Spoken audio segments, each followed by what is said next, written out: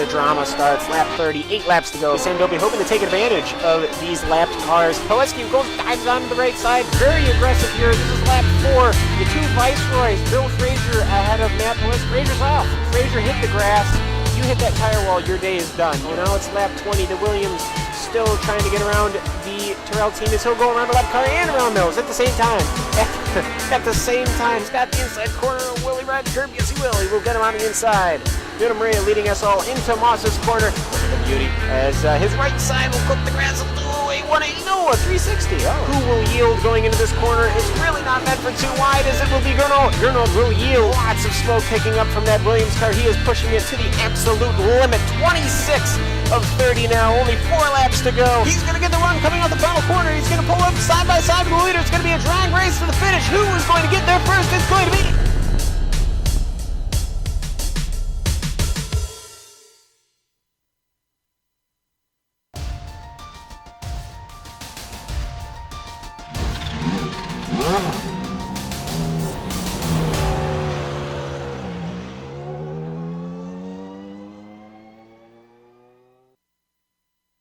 If you were to combine a list of challenging qualities in a corner and then peppered them across a track, you might wind up with something a little bit like Phillip Island. This Australian circuit is probably more well known to fans of motorcycle racing or Aussie touring cars, but it surely deserves recognition on an international stage. Sporting an old-school feel and a gorgeous view of an ocean literally next door, it's hard to deny its beauty and rarity in our modern age of racing. But will our drivers have time to admire the scenery, or will they be too busy simply trying to tame this place? We'll find out soon as we get ready to watch round 2 of the Lotus 79 Classic Teams Championship, and you'll see it all live here on the Global SimRacing Channel. Hi, I'm Joe Peak, and with me in the booth is Stefan Schlacher. Behind the scenes is our director, the Dr. Amjad Yaman, and he's using cameras provided by Dougie Beard.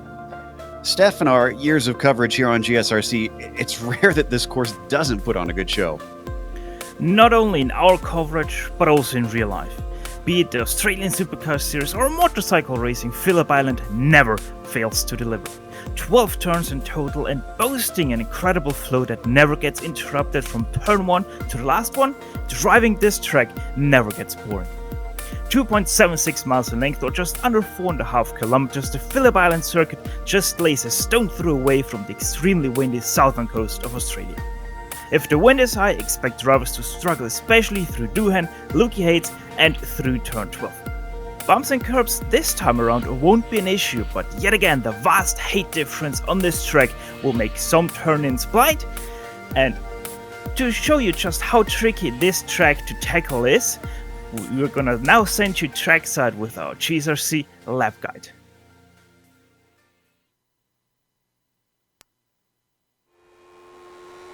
All right, we've got Juhan Orlampi in the GSRC Lotus 79, so let's do a lap around Phillip Island. As you blast down the front stretch, pull over to the left side of the track. Coming up to Doohan, it's going to be hairy if people get too wide into here. Even though there's no lifting, it's marginal and the draft is likely to make it happen often. You'll also be braking very quickly for the southern loop, which can be pretty tricky in itself. Drivers are likely to try to double apex it to ensure they get a launch out of here. And because you won't be lifting on your way through Stoner, that makes this an important run. The reason for that is the heavy braking into Honda. This is one of the most popular passing spots on the lap. It's a sharp little hairpin, but it's pretty easy to outbrake yourself into here, so heads up. After that, it's a short burst to Siberia. You'll be climbing uphill around a cambered bend, but it's in your best interest to square off the exit. You'll keep on climbing, and it's a long ways before you get off the power, so your momentum will be important. As you weave through the S's on the backside of the course, hold right and then bleed off your speed through Lukey Heights. It's a balancing act around here, but once you reach the crest, definitely get the car woed up. Try your best to tuck the car in nice and tighty to the apex of MG. You're not out of the woods yet, because you'll need a little feathering on the throttle through the penultimate corner, and then finally you can let it rip from there on out. The final fast sweeper is all about minimizing inputs and carrying your speed onto the front stretch. Hopefully, you won't have to worry about the car behind getting a runoff of your slipstream, but regardless, you've now finished a lap around Phillip Island.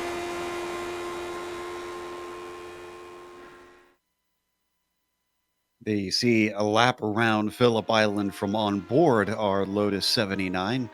Now we're going to watch a bunch of these cars try to tackle this place at once, which will be a whole different story. Let's take a look at the championship, though, with all of our with everybody having finished round one. This is the CTC Championship. We'll have a new one we'll talk about in a little bit.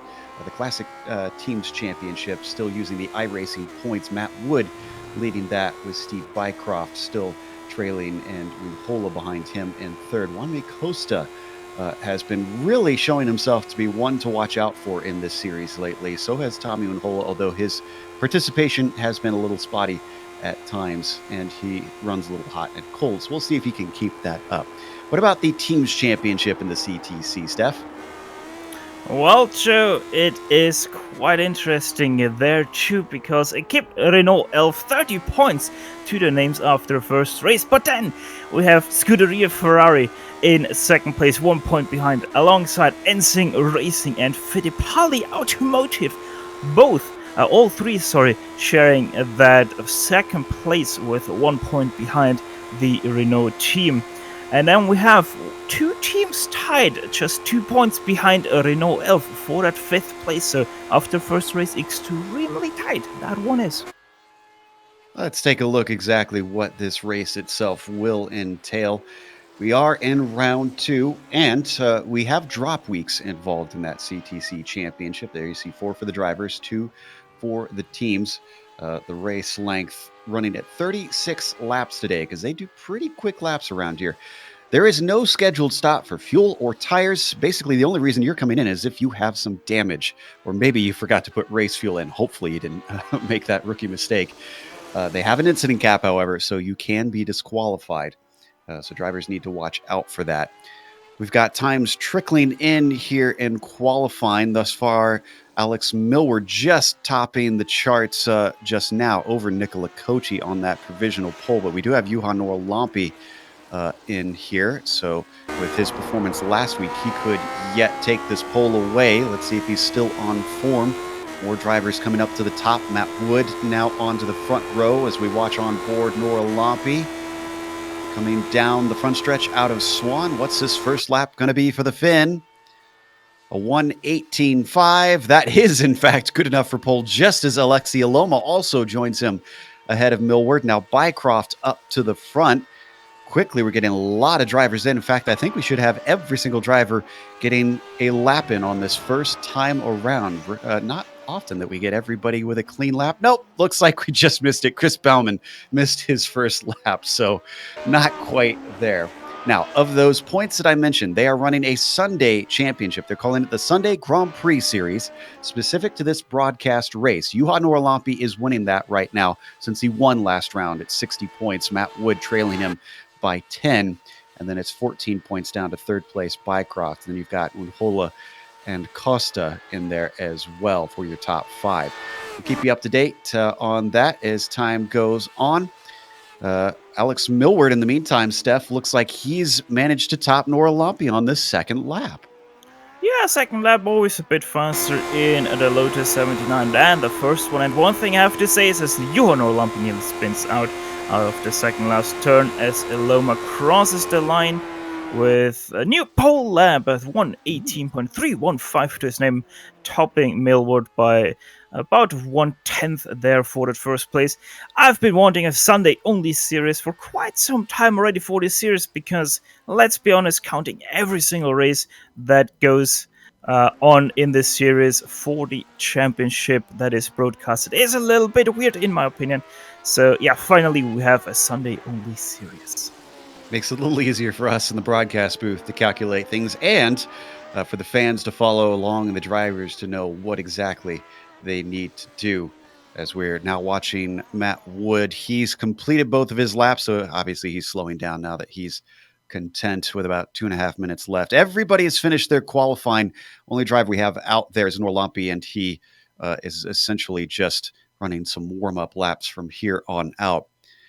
Now, I talked about the difficulties of these corners, Steph. I mean, are there many ways of places to pass around here? Because this has got some really fast corners.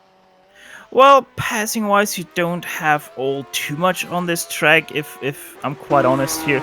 You have your turn 1 do-hand corner, but it's not really a braking zone, so it doesn't really count. The first real overtaking spot is Honda corner, that hairpin. Afterwards, Siberia, you sometimes can get something happening here. Also, MG, you can overtake there. So really, you only have like 2-3 passing zones, but that is on a small track. So there is enough. You just have to really set them up well to be able to overtake someone there. Watching Noah Lampe come around one of the fastest corners on this track, Swan Corner, onto the front stretch. Now, I've seen in the past, it seems like these cars offer a decent draft. Do you think there'll be enough today to slingshot by, or is it only enough before doing that they'll just kind of catch up and maybe be able to poke a nose in? Yeah, the draft can play sometimes a role in this car, not really a lot of times though. So I'm expecting the draft here to only be helping with the pass, but not be able to execute the pass with it. So into Duhan, for example, we are gonna see drivers to get out of the draft, and because of the draft, be alongside the car they want to overtake, but they have to facilitate the pass themselves. The same thing will probably happen through Hayshad into Lukey Hates, where people might try something into that turn, because that can happen if you're very desperate. So it is going to be interesting. You and Lampe right now going through Lukey Hates, that really blind left-hander, because you never know. Are you going to hit that apex perfectly, or are you not? And go wide, maybe even into the grass if you're far away from that one. The clock now ticking down, and though our grid has been set, we don't have the largest of grids since it's split today, so we're just waiting a little bit. Before we bring you that, I think it's time to run through it at this point and tell you about Alexei Aloma taking that pole. This is a fascinating one. Alex Millward going to be starting next to him on that front row with Johan Noah Lampe looking fast initially, but failing on that second lap. Could he maybe make up in the race? He'll start third with Bycroft next to him in fourth. Matt Wood on the next row will be P5 with Nicola Kochi in sixth. Rob Olenek will be starting in seventh, followed by Timu Vaskalampi in P8. Peter Koneski will start ninth with Sami Toikala in the top 10 today. Peter Mikus is gonna line up in 11th place alongside him, Pablo Rumbreras Suarez. Adam Frazier, the number 8, only starting in 13th place, so expect something from him here today. Juan Costa 14th, Jean-Francois Boscus in 15, the 15 there in the 15. Dustin Herrera also a little bit out of place for him in 16th, then extremely out of place for his normal performances. Tommy Mikael Unhola only in 17th, so not a driver that most definitely will be looking to go places. Timothy Reed in 18th, Keith 19th, and Chris Bauman, the 20, rounding out the 20 car field after not being able to put in his qualifying laps. Top split today out of two that are running in this Sunday race. Obviously, very high SOF today, over 3,000 we're thinking. And it is a pretty hot day out there with the track surface being 103 degrees Fahrenheit. Not as hot as we've been seeing lately on that surface. So drivers shouldn't be at a critical point in that, but we'll still struggle a little bit as we wait for the rest of the drivers to grid up. Just Tommy Unhola, the last to find his way out onto the front stretch. Joe, importantly, the wind, only 10 kilometers an hour this time from the southwest, so it is blowing from the sea, but only 10 kilometers an hour, so they really don't have to worry too much about that. The engines start to rev now as the lights come up. Green flag is out here for round two at Phillip Island. It's a bad start for Alexei Aloma. In fact, already getting swamped before they get to Duhan. And Noah Lampe moving up into second as Millward takes first away from our pole sitter. They swing it through that fast right-hander that leads into the southern loop. Everybody checking up as they try to get themselves sorted out. Drivers often can go a little bit wide on this long corner, but so far everybody's safe, Steph. Yeah, so far so good, and the first real battle only happening all the way down in 10th place right now. That is between Peter Konesny and Sami Toikala as they go into Honda now, and there's a touch. The 18 goes around. Oh, it's a big pileup. It's an absolute mess at the back of the pack. We'll get back to that in a little bit. A lot of cars involved. Heroder, Frazier, Reed, Herner, Costa. Ooh, Costa's a big name that is stuck in there. We'll try and dissect that a little bit later. Up at the front, though, Millward's still your leader, followed by Nora Lampe in second. Aloma has fallen to third. Bycroft is in fourth, and Matt Wood, P5. That kind of looked like Monday mornings in downtown Melbourne, like that traffic jam. Either way, most of the top 10s are unaffected by this one, but as Joe mentioned, a lot of people already out after just half a lap. Most everybody managed to get it going. Toikala had to take a tow because of it, and looks like Costa also in the pits due to that. Mikus is in the pits as well. So it certainly took its toll as now we come back to the Southern Loop for the second time. Very single file at this point compared to the first lap. And now also look at how spread out it is because of that big incident. Yeah, and because of that incident, Chris Baumann in 12th place, making up 8 positions on the first lap and looking to make that 9th now with Jean-Francois Boscus ahead of him. On screen, we saw a bit of an attempt from Nora Lampe for the lead on Millward. He certainly thinks he's faster than the number 11. They come out of Siberia now, not close enough out of here, but certainly was tempting fate coming into Honda. And meanwhile, we saw Baumann overtaking Boscus for that 11th place. Next up, the little bit damaged car of Konisny in 10th.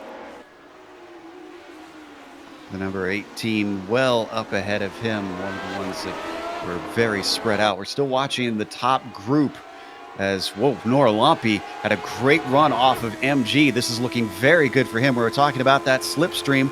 I think he's going to be close enough to be able to take advantage of it as they come across the line for the third time. Nora Lampe closing in. Millward does not defend to the inside of Doohan. This will give him the inside of the southern loop if he can hold on to it. But no, already passed by the time they hit turn 2. Nora Lampe up to the front. And next up, Alexei Loma just behind these two drivers, so the 4 looking to make the same thing on Alex Millward like his countryman Nora Lampe did. Down into Honda, a little bit too far back. They're breaking away slightly from Steve Bycroft in 4th, who has his own little train behind him. It's got Wood, Kochi, and Olenek as well.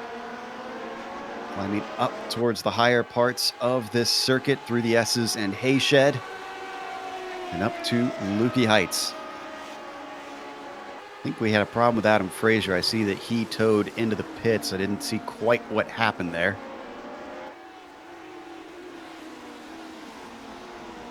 Ooh, bit wide there for Aloma, full of mistakes, or excuse me, for Millward rather, as Aloma almost managing to get by through that hairpin. Now he's going to be set up to similar of what we saw with Nora Lampe onto the front stretch, Steph. Yeah, but he's farther away than Nora Lampe, and you can see Aloma running higher downforce. He's not gaining pretty much anything on the car of Millward, so he has to stay behind. And actually, Bycroft, he really closed in on Aloma on that front stretch. So they come back out of the southern loop. This has been great for Nora Lampe, who's now been able to pull a gap. I'm not sure that we're really close enough for a pass attempt for Aloma down into Honda here. So let's take a glance back first at the big wreck at the start, and then back at the incident with Fraser. See if we can figure out exactly what happened here. Yeah, that was just a little bit of a racing incident that turned out to be a little bit bigger there on the consequence for everyone. But yeah, Konisny in behind, just a little bit too eager on the brakes and hits the back. And yeah, everything goes a little bit ham from there. That's about 15 cars in a space of just 2 square meters. So yeah, not the best.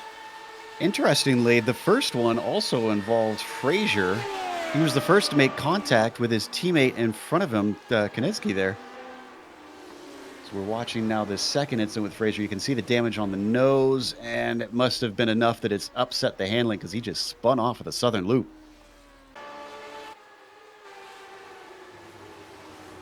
And, there's a pass for 8th place. Actually, no, Suarez able to sustain his 8th place over Timo Vaskilampi, but Vaskilampi looking very racy for that position.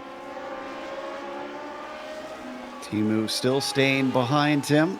Suarez trying to cover him off as they come through Stoner up to Honda. Ooh, he's gaining time.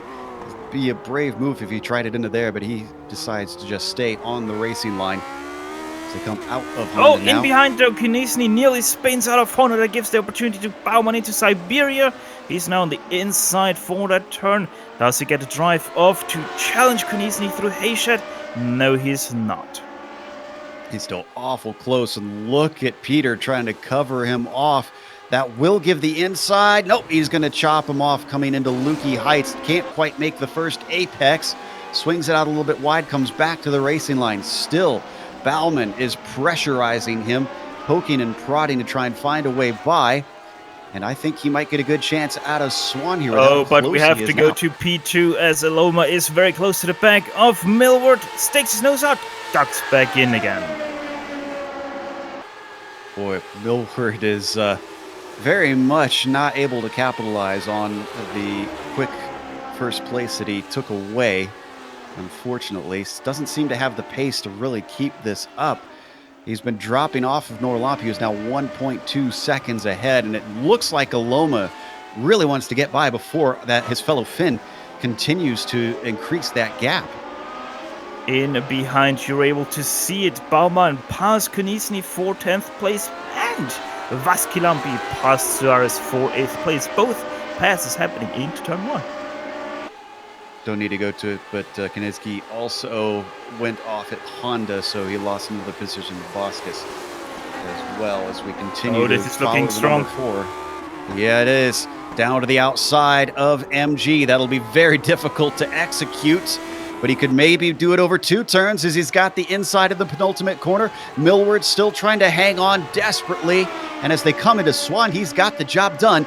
I don't know that he's going to be able to retain this because now it's going to swing back in favor of Millward with the slipstream. Indeed, He comes to the outside down to Doohan. They're giving and here comes Bycroft. Yeah, double slipstream to Bycroft behind them. He's stuck. There's 2 cars in front. He's not willing to make it 3 wide. Still, they continue wheel to wheel coming down into the southern loop.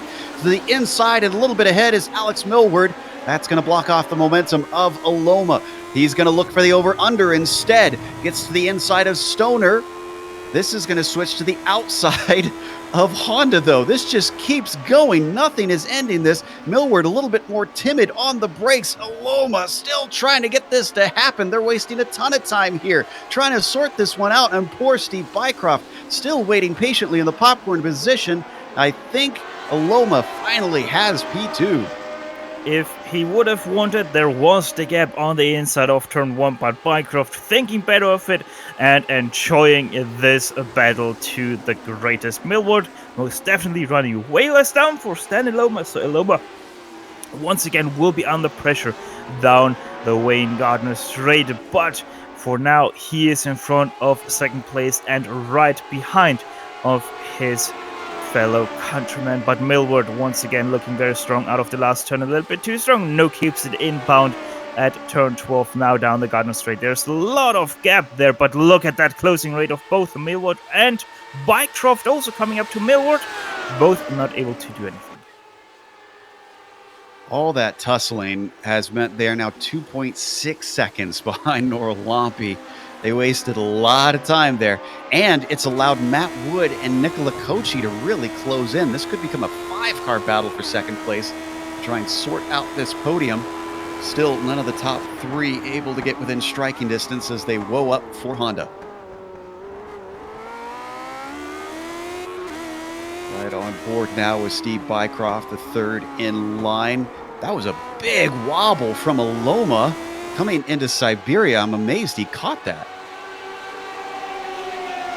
Yeah, but what we right now see here is that most definitely the high downforce package of Aloma not really helping him here at all.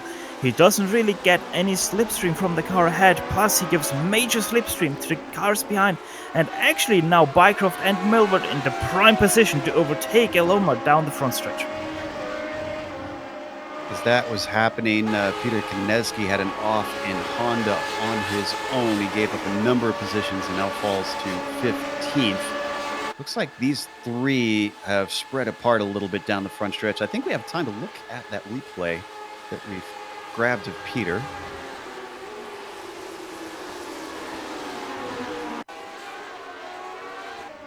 Take a closer look here. I was only able to glance back at it very quickly when I saw him coming down the order.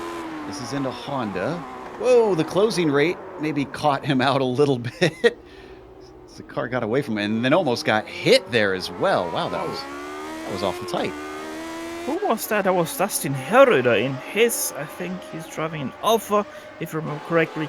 So yeah, that could have been very costly for both Herrera as for Konisny. But once again, back to the battle for that fourth place. Oh, Tommy Unhola with a problem coming down into Honda. Very similar, honestly. And once again with Herrera. It's quite easy, Honda, to miss your braking marker and to go wide there. As I think we might need to go up to P3 as Bycroft very close on the back of Millward, but Bycroft hits the inside curb, has to get out of the throttle, loses a lot of drive down the front stretch, so that doesn't happen. Now through doing one of those very quick corners that we talked about, especially in these cars. And then slamming on the brakes to take it through the southern loop, squaring off the exit for that corner. You can see these three starting to get a little bit stuck. They were close before, Steph, but it's almost, I can't tell if they've decided to maybe just stay patient for a while and let the race unfold, or if they really are unable to get closer to each other. It is mostly the second. Because Eloma, he has more downforce, so in the slower turns he gets a little bit faster through them, but on the straights the guys behind him catch up again, but because of the more downforce that Eloma has, the wake is bigger on his car, so Millward and Bycroft are a little bit hurting because of that. But once again, on the straights, they close in again and then fall back again because they have less downforce. So it's a little bit of a middle part right now. But especially out of turn 11, Millward is a lot weaker out of there than Eloma on the throttle. So that's where Eloma really can rescue his lead into turn 1. Yeah, and that's where he needs it, because that's where they start to get up to speed for the front stretch. So he looks like, you're right, he's trying to break that draft and keep Millward from reeling him in. Since Eloma had that horrible start, at least he's trying to make up for it and see if he can get this second place. He's not catching Noralampi. That's still about 3 seconds ahead, as Juha has been marginally faster. For those wondering who is out since the start of the race, our DNFs so far is Costa, Mikus, Toikala, and Frazier. 16 of our 20 cars are still running in this top split race today.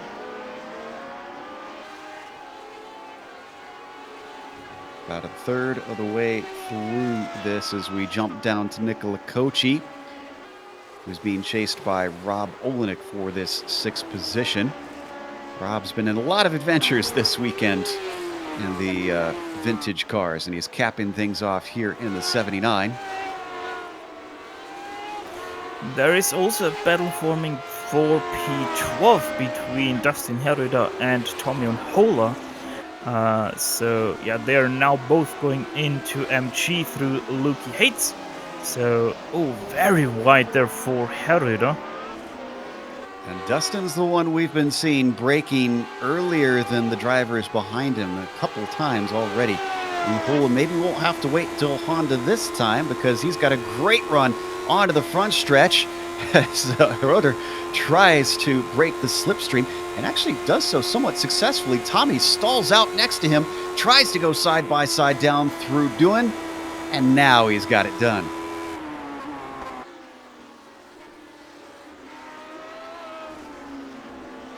So this allows the Finn to focus forward and see if he could jump up to Boskus, who's in 11th ahead of him. He's got about 2.5 seconds to try and run him down.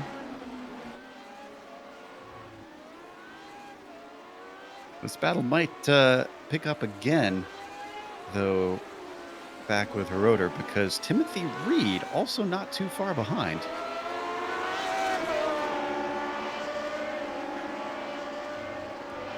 Herroder now 13th.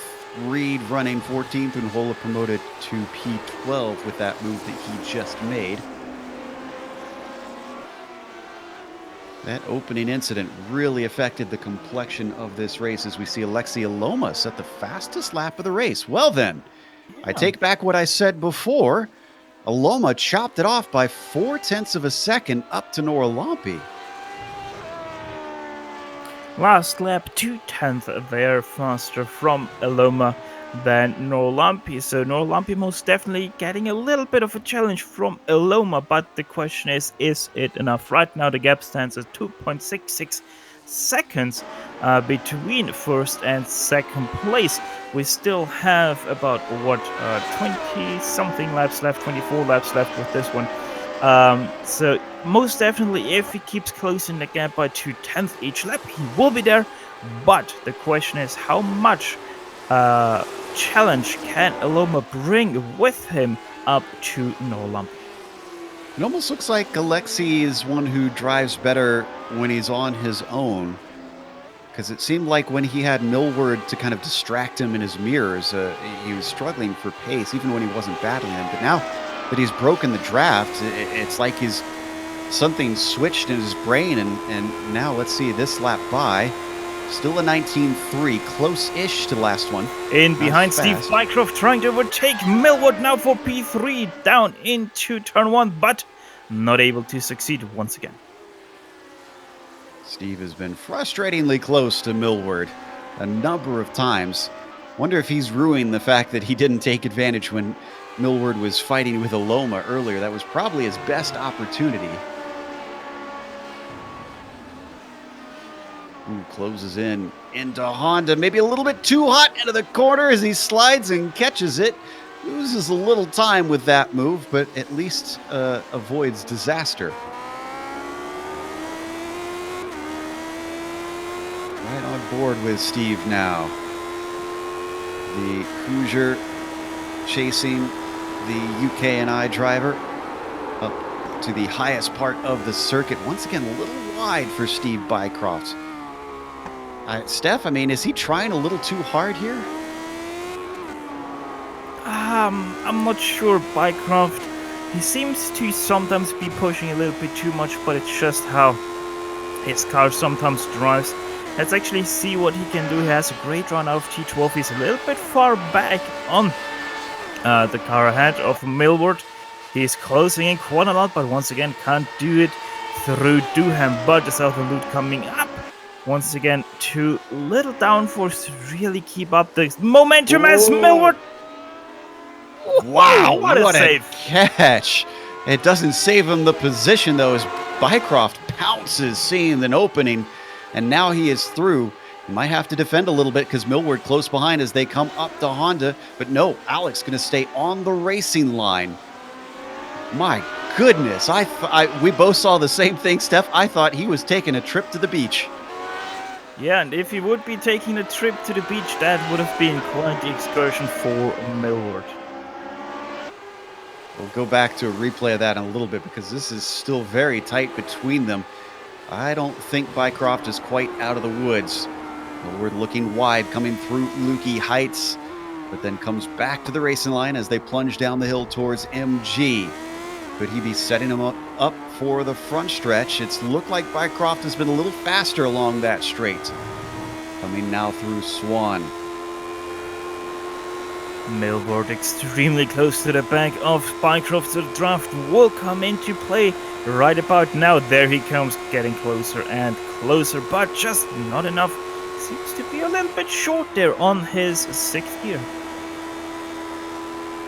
By the time they reach Dewan, 175 miles an hour, and then they're taking that corner 150, 160 miles an hour through there. Just incredible grip that these cars produce, even from as long ago as the late 70s. Bycroft knows that he is going to have to cling hard to this third position as Millward continues to poke his nose in here and there to see if he could get back by. Mycroft most definitely, especially on the neutral parts of the corners where you're neither really on the throttle nor on the brake. The car is a little bit twitchy on him, especially also on the soft part of the brake. So Bycroft most definitely very aggressive on his setup, but so far it really does work for him. Once again, a little bit of a wiggle for Millward out of MG, but he tries to set up turn 11. Once again, goes a little bit wide, loses some momentum to Bycroft. That gives a good gap to Bycroft. Probably once again safe down Gardner Straight into Doohan. So achingly close from Millward. If he could just stay tight up behind him onto the Gardner Straight, he might have an opportunity to slingshot by. Not going to be this time. Seeing a few spots around the track where we've seen a lot of dirt kicked up right at the edge of it.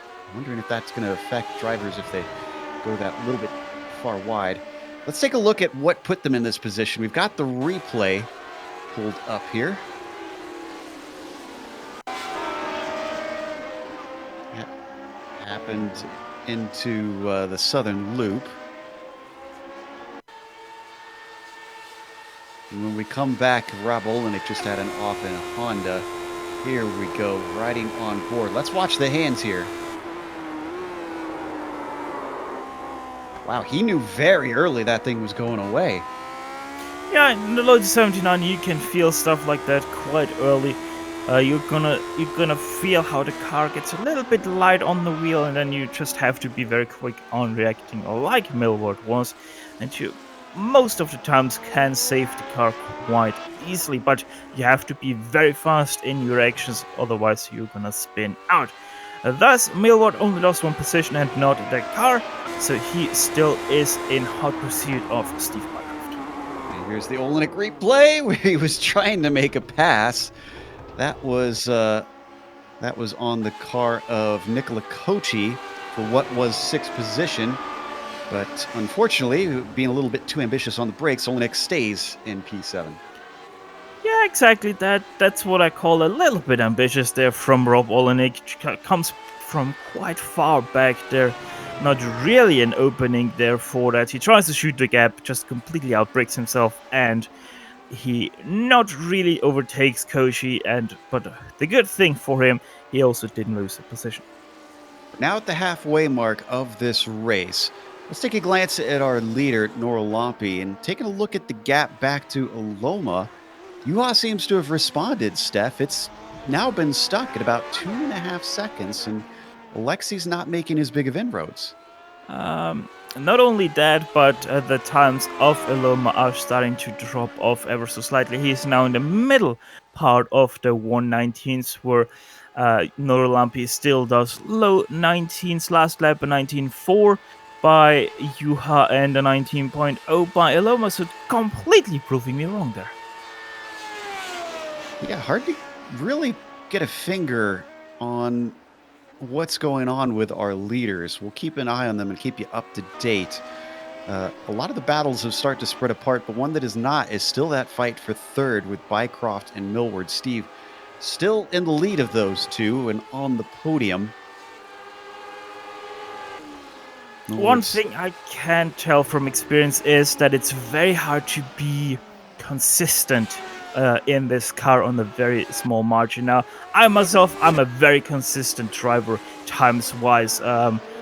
So, like, even for me, it's very hard to even keep within half a second of my medium speed or my normal speed race laps. So, it is exactly what we see there from Aloma and Nolampi. They trade fast laps back and forth. No really getting nowhere really. So it is just a Lotus 79. It's very specific to this car, where it's really hard to be extremely precise and very consistent in your lap times. Certainly is. Meanwhile, we jump back to Rotor, who we've seen a number of times this race. We might get some more action out of him. Timothy Reed still trailing in the fight for P13. They come up through Lukey Heights and then over the crest down into MG. Very different lines on the exit of that corner comparing between the two.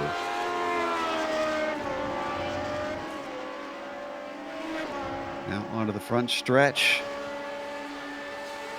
The rotor looking to try and break that slipstream as Reed follows in his tire tracks down the long Gardner Straight and into Doohan.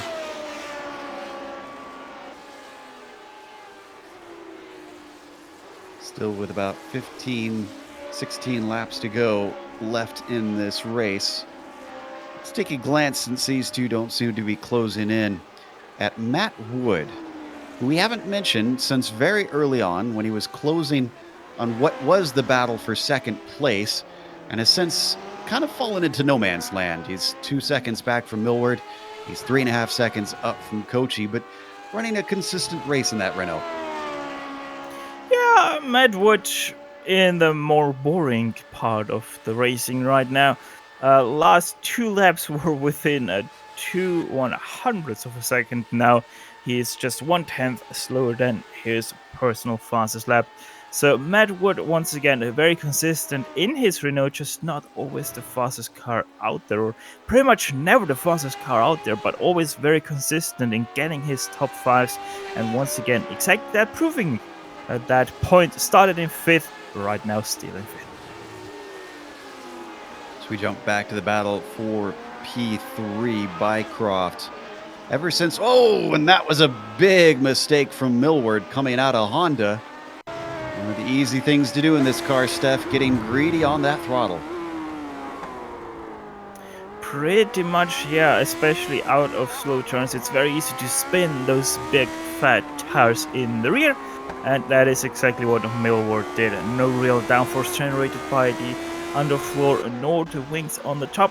Thus, all the power only has the traction available from the tires, and that never is a good thing if you have a little bit of a thunderfoot. And that definitely cost Millward, who was staying within half a second of Bycroft for most laps. Now he's fallen back to 1 second. Between Norlampi and Aloma, it looks like Aloma marginally faster on 3 straight laps, and then once again he loses out.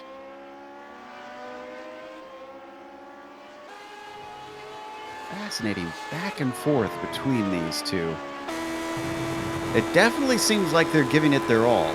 I can't say that these two are just cruising at this point. They've dropped Bycroft behind them by nearly 4 seconds between Aloma and Steve. Well, one thing we have to say, that they're both Finns, so you never know if they're cruising or giving it 110%. They don't really give off any indications on how they're feeling with their cars.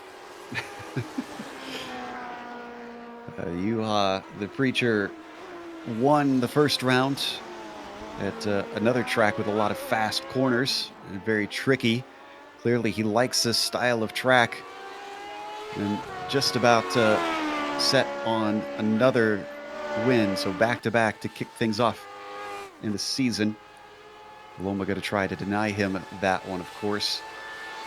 Seems to be his main rival. We have not seen a sign of Gernot Frische yet this season. I believe, did he mention taking this one off?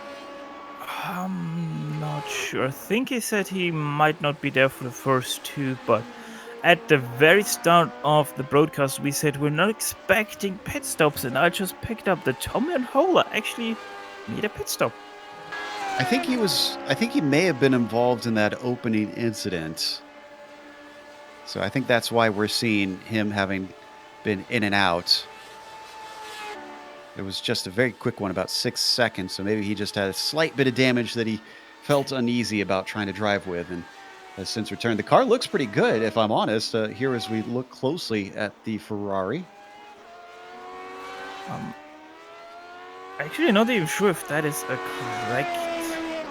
Did he maybe start from the pit lane? Sometimes that can give an incorrect reading. Yeah, I think he did that, because I don't see a single lap that could indicate that. He must have started from pit lane then. Yeah, I'd noticed that before, but I just kind of shrugged it off since he's doing fairly well with an 11th position. So the number 9 just kind of another one stuck in no man's land, nobody around after a bit of battles earlier on. Tommy, who was racing up towards the front last race, not sure why he elected to start from pit lane? If he comes in, we'll Um, have to ask him. Yeah, I think I know the answer to that because I saw a car blink quite heavily on the starting grid, so I think it might have been him and he just opted to start out of the pit lane because of his internet not being extremely stable on the grid. So yeah, probably that was the part, and it was a very wise choice because he would have been right in the mix of that big crash we saw at Honda in lap 1.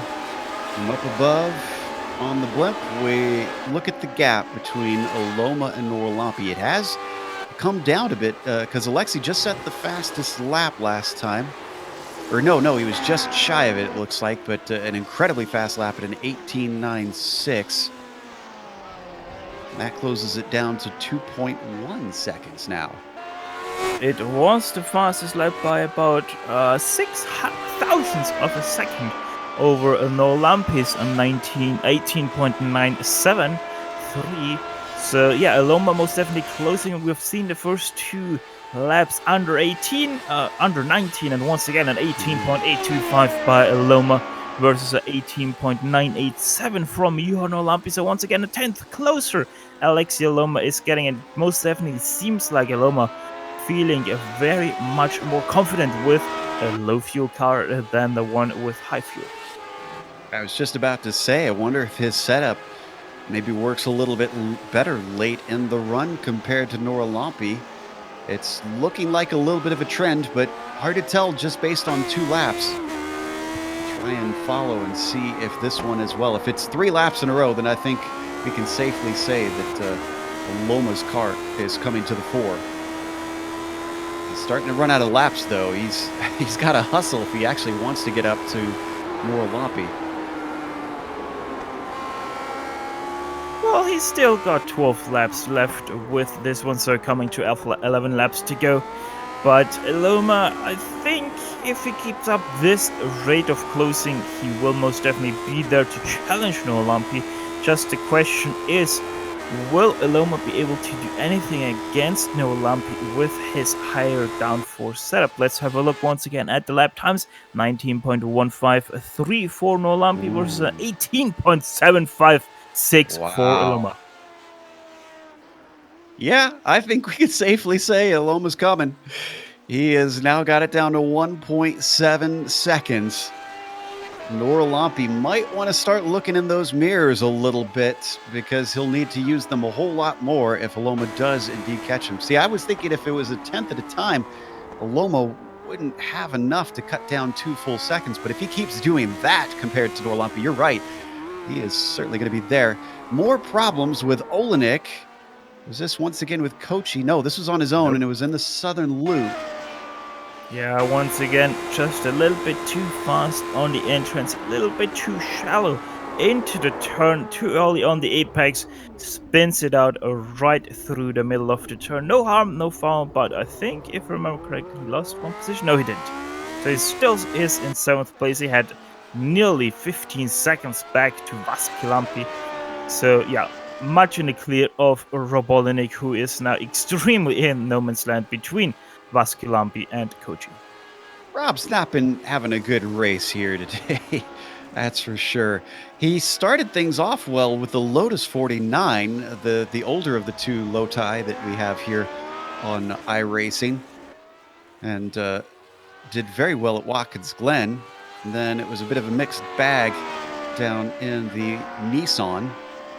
Now today, just a bunch of mistakes, unfortunately, from the New Englander in his Lotus 79. Meanwhile, look at this, down to 1.4 now between Norlampi and Aloma. Another now, 0.3 off. Is it Loti or is it Lotuses? I figured it's Loti. I don't know. Let's ask the peanut gallery. Let's see if anybody out there is a Lotus expert, knows what the multiple of Lotus is. Ah, the English language. How you vex us. Wow, look, oh my goodness, in half a lap. It was 1.4 not long ago. Aloma's down to 0.8. Wonder if Norlampi maybe short-fueled it?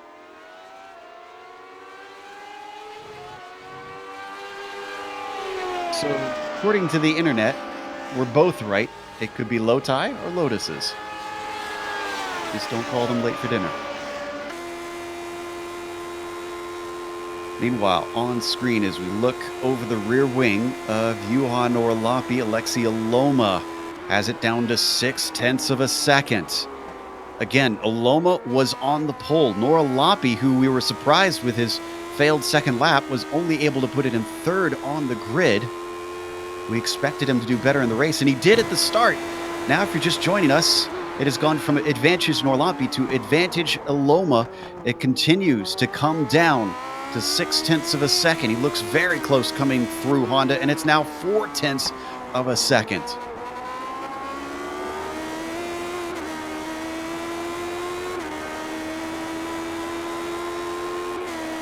This also is stretching away from third behind them, so they are free to fight. 5.5 back to Steve Bycroft. One old racing adage, though, Steph. It's one thing to catch someone, it's another to pass them. And we've seen Juha be a bit of a tough cookie. Well, you have to be a tough cookie to be racing the Lotus 79. You have to be a much tougher cookie to be racing the Lotus 49.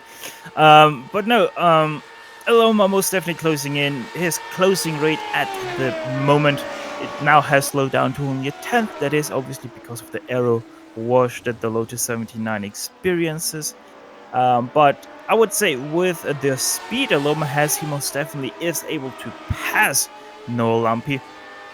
Just the thing is that with how much downforce Aloma is running, he actually has a tough time because of that.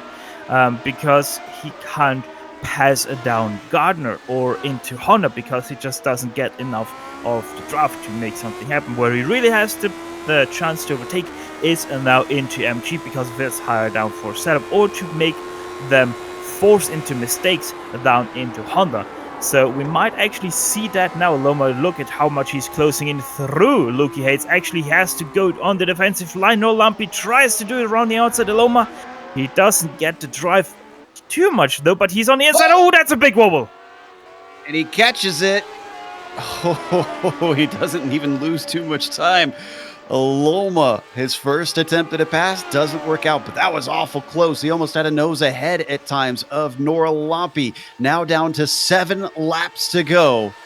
This is going to be tense in the closing laps of this race. I think you're right that he's going to have to set him up. I noticed he outbraked him by a wide margin into Honda. So if Aloma gets close enough to catch the draft, Steph, I think he could maybe outbrake him into Honda. Yeah, most definitely. If he is really close at Honda, he can outbrake him. That is most definitely the thing with Aloma. I know him, he is a very good braker on no matter what car, so that always plays into his favor.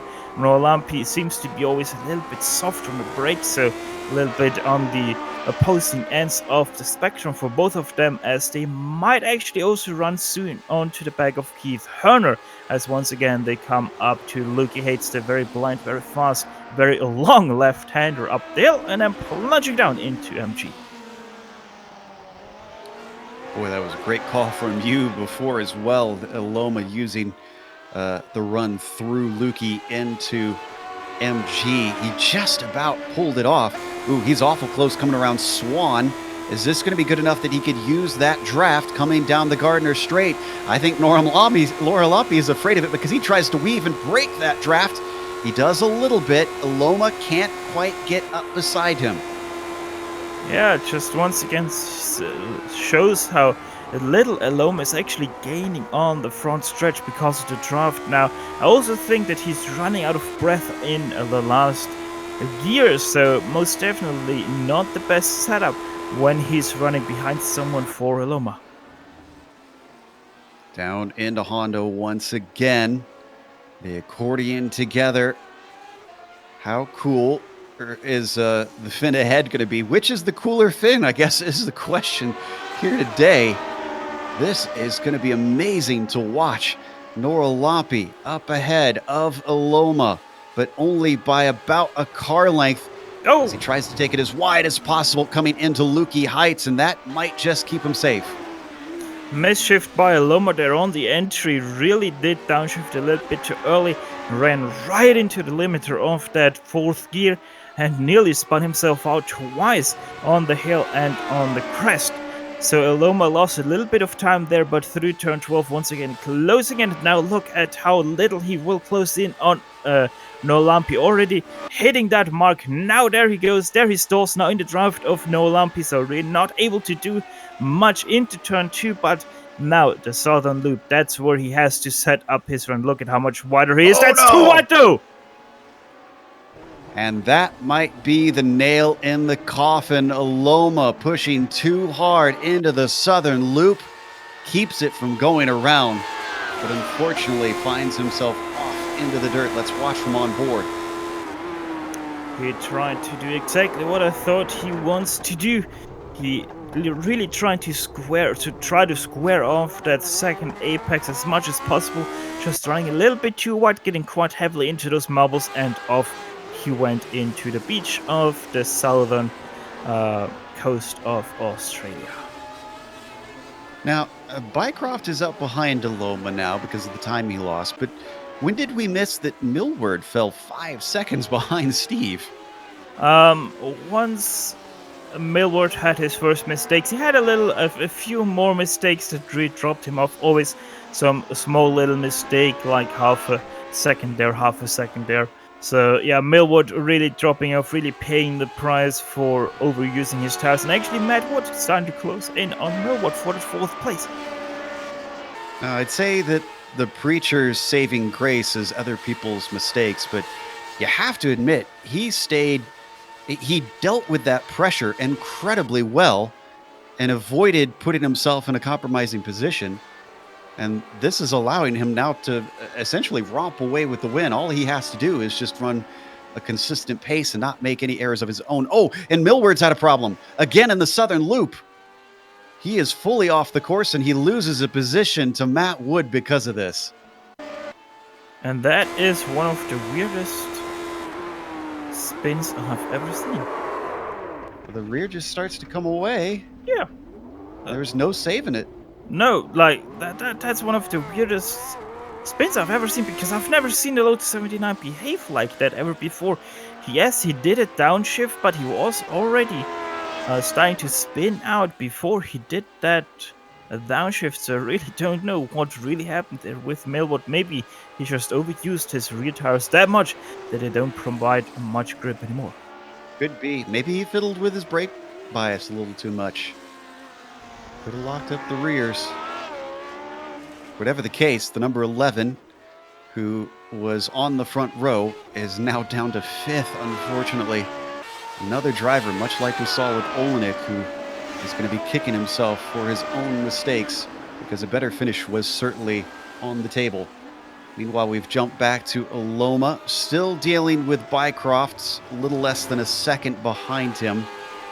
As long as Aloma keeps this one pointed forward and steady, I don't think Steve should have a chance to try and overtake. No, not really. Last lap was about 3/10 faster from Aloma than Bycroft. Aloma still doing a high 18s, where Bycroft only just did a 119 flat. So yeah, I don't think that Bycroft will do much. But the battle for P13 very much on the hot side of the battles, as Konisny trying to defend off Boskus and Timothy Reed for that one. They come onto the front stretch with Boskus much closer to Reed than he is to Konecki, so he's actually going to have to go on the defensive a little bit here. Reed runs out of straightaway, unfortunately, before he can attempt to pass. Speaking about being closer, that also is Unholder to Chris Baumann in that battle for P10, so the last points grabbing position in a modern Formula 1, obviously not here in the series, but Unhola most definitely trying to look up for that 10th place, as Baumann's last lap was about 8/10 slower than the one from Unhola, and P9 of Suarez not too far ahead of these two either. With how many laps they have left to go, though, I don't know that he'll be able to catch Suarez. It's a little bit too far up the road. In fact, we only have about a lap and a half left we watch them come onto the front stretch. Our leader is currently coming out of Siberia, and he's going to get the white flag this time by. A little bit of weaving down the front stretch there as Baumann tries to shake Unhola. Oh, Tommy getting aggressive down into the southern loop.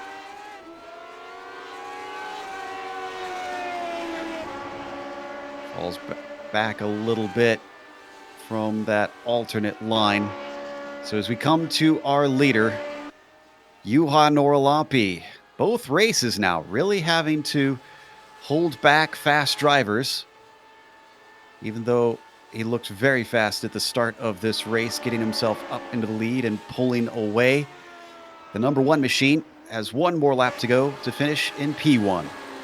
Look at that last lap from Lomadone, 18.636 there. So once again, putting down the hammer.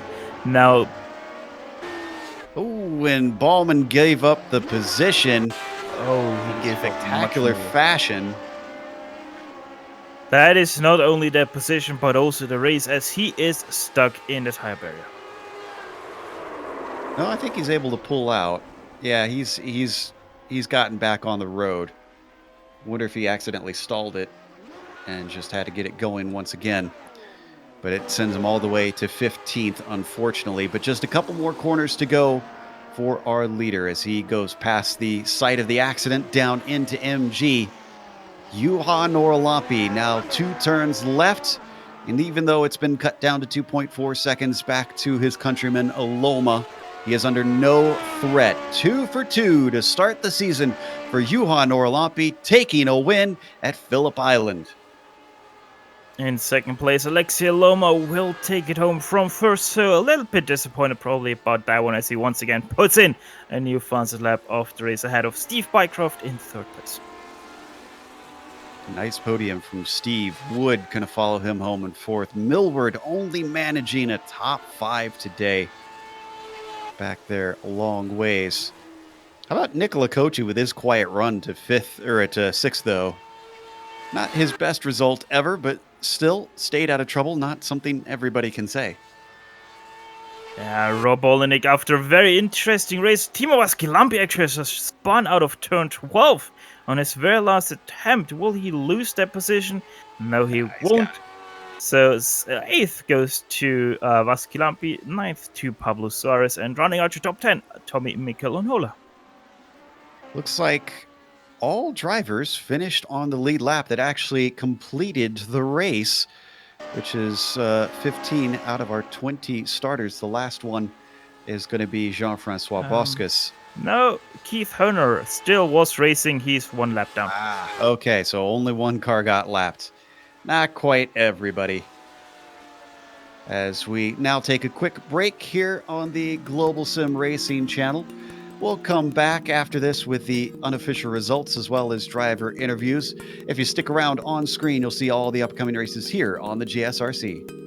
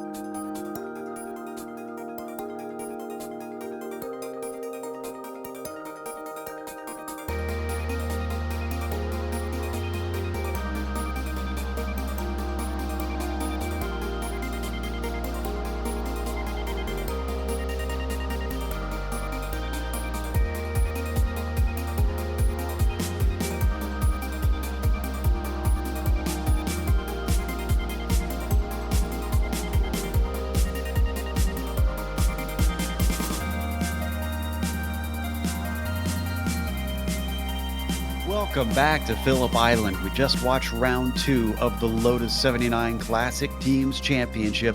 Today's Sunday Grand Prix race was won by Juha Nor-Alapi, with fellow Finn Alexi Aloma following him home.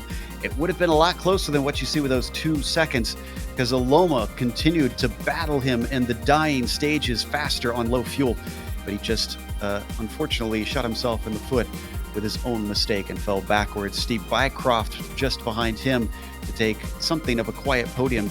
He did have to fight Alex Millward, but it was Matt Wood who wound up behind him in 4th. Millward settled for P5, having spun with just a few laps to go. Nicola Kochi with a 6, just ahead of Rob Olenek. Rob outbraking himself, spinning and having all sorts of adventures, but still managing a 7th with his speed. Then Timu Vaskalapi takes P8. Pablo Suarez was 9th today. Tommy Unhola, who started from pit lane, winds up with a top 10. Dustin Hurried in number 13, just outside the top 10 in 11th place. Peter Konisny a little bit in the wrong direction. His race went from 9th. He only finished in 12th place. Timothy Reed down in 13th from an impressive 8th place. Chris Baumann from 20th. He finally finishes in 14th after a very unfortunate incident in the second last lap. Jean-Francois Boscus in 15th, the last car on the lead lap. He didn't improve a single position from his 15th position on the start grid. Keith Herner, after a very eventful first lap, he brought his car home in 16th place. Very prominent their incident list from the first turn. All of them only retired on the very first lap. Adam Fraser in 17th, Sami Toikala in 18th, Peter Mikus 19th, and 20th went to Juan Micosta. 4 cars we only lost in this race. And one driver that we didn't lose was Juha Nor-Alapi, who had to fight for the win today. Juha, at first, at the start of the race, we talked about how it looked like you had control of things and you're running away. And the next thing we knew, we started to notice the lap times of Aloma. At what point did you see him creeping towards you? Yeah, it was a very tough race. I'm very pleased that I could win that. But Alexi and Alex also, they had a good base with qualifying setup, and I knew that they had more downforce than I had and Steve.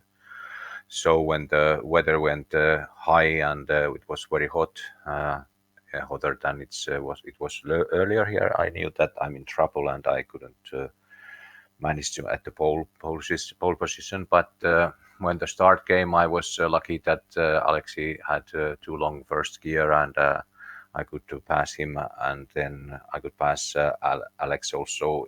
I think it was lap 2 or 3, because he has much less top speed than I have, and I knew that I had to push early on after that, because I'm faster with the heavy fuel and those guys are faster with the low fuel. So I was all the time expecting that when the cap is going to turn around, and when it came after 15 laps, 16 laps or so, it went very rapidly, and I was in trouble indeed. Yeah, interesting that you knew that was coming.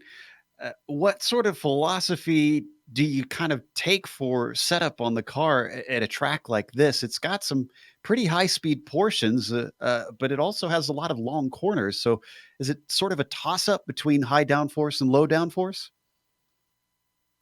Yeah, there are many things that you can do with this car, and there is hundreds of ways to make a good setup and a fast setup, and it depends very much on your driving style and also what are you looking for to set up. And I had last season when we were here, I had a very good setup, and it was very fast with the low fuel, and also quite competitive with the race fuel when full tanks are. But at the practice sessions at this week, I noticed that Steve is also again a very mysterious way find a setup that he's very, very fast at the race beginnings and at the middle of the race also. And I need to find something to match that. And when I did that, I matched his pace with the race fuel, fuel tanks, and middle race pace, and that will make me a little bit slower at the lower fuel. So this is very tricky to have a good setup all the way during the race at this kind of tracks, and I'm missing something that those guys have, but I'm learning all the time. But I'm really happy. I guess even a multi-time winner has stuff to learn here and there. Well, congratulations. Is there anybody you'd like to thank before we let you go?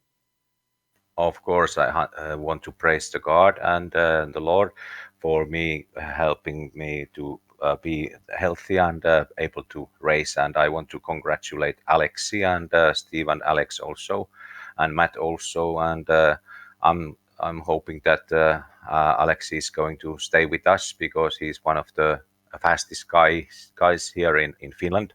I think he's the iRacing champion also a few years ago here at iRacing in Finland, and I'm very glad that at this old age I can beat these young guys and can match their pace still. But they are coming, and I don't think that I will be ahead of them if they stay here. But good luck, everyone, and God bless you. Bye bye. That was Juha Norlampi, our winner. We hope Alexi sticks around because he gave us a great battle, and Steph is going to be talking to him about that. Yeah, and Alexi, once again, a very great showing by you. Second place from a promising first place. You were struggling a little bit at the beginning and really opened up the pace there at the end. I'm going to guess your car was set up for the later run of the race. Well, I guess it was. I didn't really test it, but yeah, I went quite low with the ride heights and tire pressures. So I guess in the end, it was better than most of the other people's setup. So yeah. Now, we know you were pressing quite heavily for that second place at first, managing to put Bycroft into a mistake to finally let you go. And then you were really catching up to Norlampi. Was that mistake that we saw from you in the Southern Loop turn to result of putting up that much pressure to force you into one, or was that just a little bit of a lapse of concentration on your part? Well, I wasn't driving that great in the end. In a way, I was missing gears and all that stuff. And every time I had the opportunity to kind of get good position against Juha, I made a mistake.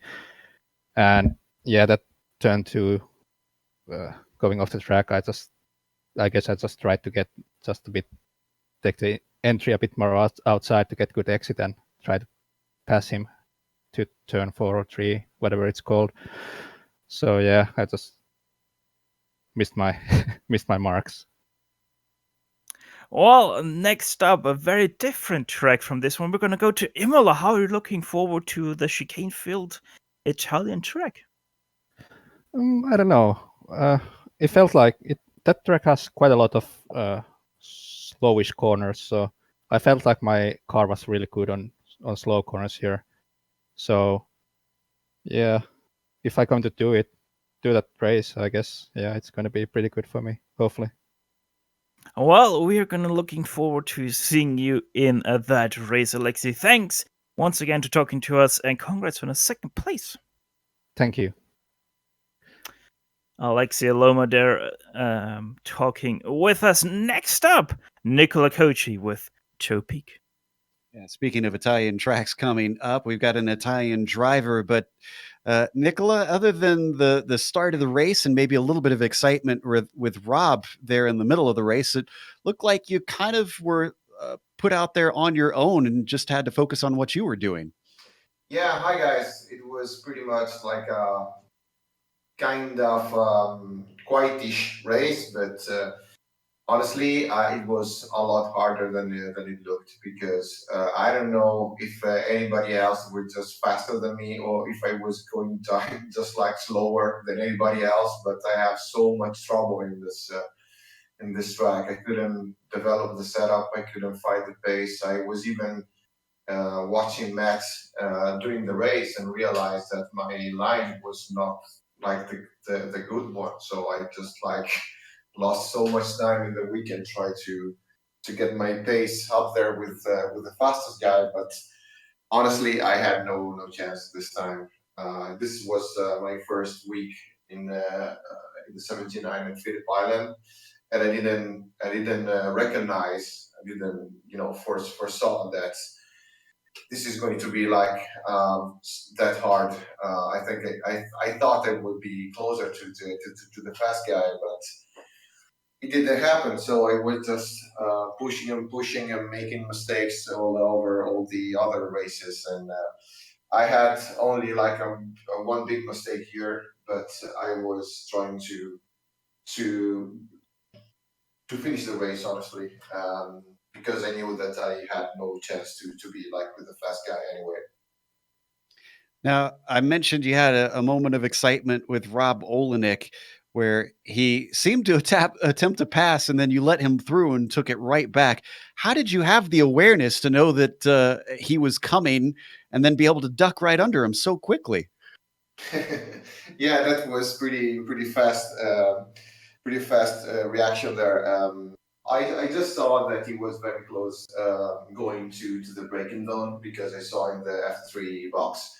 So I knew and I heard his engine that he was very close, and I was just waiting for the spotter to say right, and I in the same moment that I was going to turn right to make the corner, I just heard the spotter say something, and I even didn't like finish the sentence. So as soon as he was talking, I knew that he was going to be on my right side, of course. So I just like straight up the wheel, keeping the braking applied. And in that corner is very tricky because if you are going to do the inside line, it's very hard to stay close to the apex. So I kind of know that it was going to be very wide there, and so it just like reacted to the spotter and go back to my original line, and that was it. So just like F3 boxes and then the spotters, it works pretty good. Well, that is some great heads up from you. Before we let you go, obviously, I mentioned next week we're going to an Italian track. Are you going to be trying extra hard to see if you can get better results at Imola? Yeah, I was going to say that I think I have like a kind of good place there, but after this week, I am not that sure anymore because I had a very good vibe today. Remembering the good old days where there was so much fast people and like a top 10 was feeling like a win for me, and I see that the participation is growing, and we had a split. We had so many fast drivers, and that is very good for this championship and for the people that are going to see the race, of course. And so I am pretty confident, but with a reserve because honestly, I don't know anymore. All right. Well, I guess sometimes you have to take what you can get with the ebb and flow of competition. Again, congratulations at least on a top 6 today, and we'll see you next week. Okay, thank you very much, guy, and see you there. That was 6th place finisher Nicola Kochi, and that's going to close us up today. So we're going to give a big thank you once again to the Lotus 79 community for bringing us back for another season of coverage here on the Global SimRacing Channel. But also, we want to thank the companies that provide the software and the hardware for our broadcast. You can see them listed here on your screen. Additional thanks go out to June Lalonde, who provides our wonderful music. See the screen for how to get a hold of more of her great work. And also thanks to the team today, Stefan, Amjad, and Dougie. If you'd like to find out more about GSRC, including upcoming races, you can find it at globalsimracingchannel.com. You can also check us out on social media. Our Twitter is @GSR Channel, Facebook is Global Sim Racing Channel, and Instagram is GSRC_Graham. Don't forget, head on over to our YouTube page and hit that big red subscribe button as well so that you don't miss a moment here on the GSRC. The next race is going to be at Imola. That'll be September 29th at 12:30 p.m. Eastern. But we also have upcoming races for other series listed on the screen, so check those out and mark them down on your calendar. Until next time, though, race clean, race hard. We'll see you on the track.